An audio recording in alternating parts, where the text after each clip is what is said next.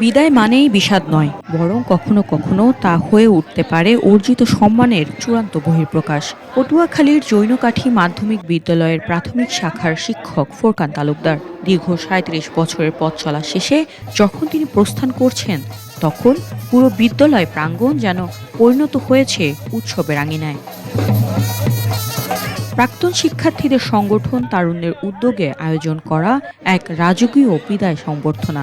বাদ্যযন্ত্রের তালে শিক্ষার্থীদের ফুলের শুভেচ্ছায় সিক্ত হয়ে ফোরকান তালুকদার বিদ্যালয় ছাড়লেন রাজকীয় ভঙ্গিতে, ঘোড়ায় চড়ে।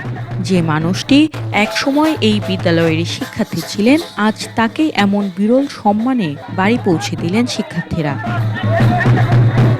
৩৭ বছর 10 মাস বীজ আমি কর্ম অবস্থায় ছিলাম।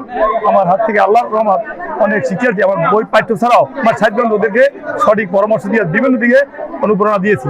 এবং আজকে আমার শেষ দিনে আমার এত যে আনন্দ হচ্ছে, এতভাবে বিজয় করছে, আমার জীবনে এইরকম বিজয় দেখি নাই। তারুণ্য হলো একটা সংগঠন আমার ছাত্রাই করছে, আমাকেও সেখানে উপদেষ্টা হিসেবে রাখছে। আমি ওই তারুণ্য সংগঠনের একজন উপদেষ্টা হিসেবে আছি।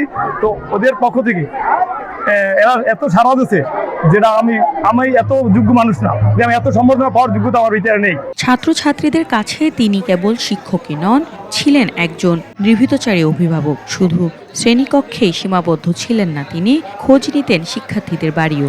আর সেই একনিষ্ঠতার প্রতিদানেই শত শত শিক্ষার্থী ও সহকর্মীদের চোখে ছিল জল, আর হৃদয়ে ছিল অশেষ শ্রদ্ধা। স্যারের কথা আমাদের স্মৃতি হয়ে থাকবে। স্যার আমাদেরকে অনেক ভালো শিক্ষাদান করছে। আমাদের বাড়ি বাড়ি গিয়ে স্যার আমাদেরকে পড়ার শিক্ষা দান করছে। ক্লাস 1 থেকে এই স্কুলে পড়াশোনা করছি। স্যার শুধু আমার শিক্ষক না, আমার অভিভাবক, আমার বাবার সমতুল্য।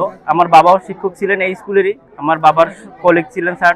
আজ পর্যন্ত ওনার যে সুনাম আমরা পেয়েছি, এটি আমাদের জেলা শিক্ষা অফিস আজীবন স্মরণ করবে। আমি তার দীর্ঘতা কামনা করি এবং সে বাকি জীবনটা যে সুন্দরভাবে কাটাইতে পারে এবং সেই ইমানের সাথে তার মৃত্যু হয়। অত্র বিদ্যালয়ের পরিচালনায় তার সুপরামর্শ ছিল এবং শিক্ষার্থীদের তিনি সবসময় সততা ও ন্যায়ের কথা বলতেন।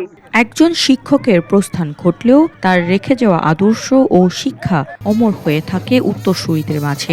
ভালোবাসার এমন রাজকীয় নিদর্শন সমাজকে মনে করিয়ে দেয় শিক্ষকতাই শ্রেষ্ঠতম পেশা।